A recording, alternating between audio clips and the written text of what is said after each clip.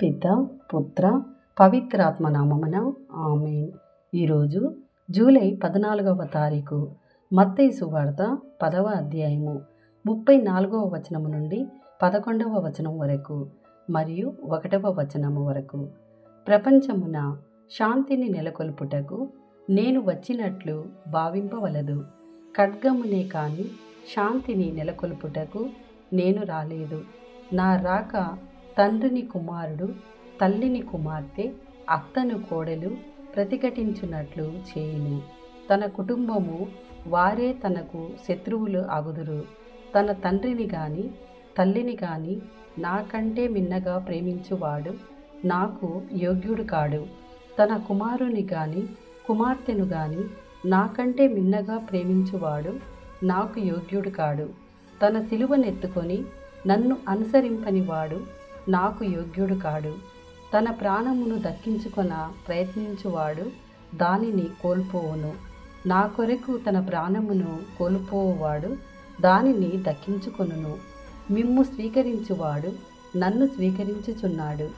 నన్ను స్వీకరించువాడు నన్ను పంపిన వానిని స్వీకరించుచున్నాడు.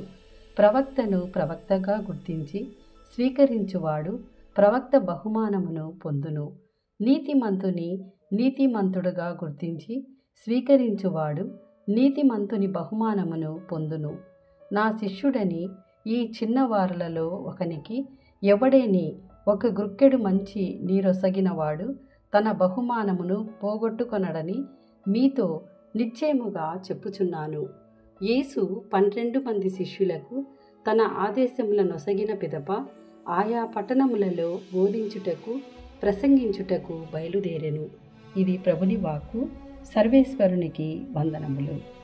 ప్రభువా, ఈ వాక్యాన్ని వింటున్న ప్రతి కుటుంబాన్ని ఆశీర్వదించండి.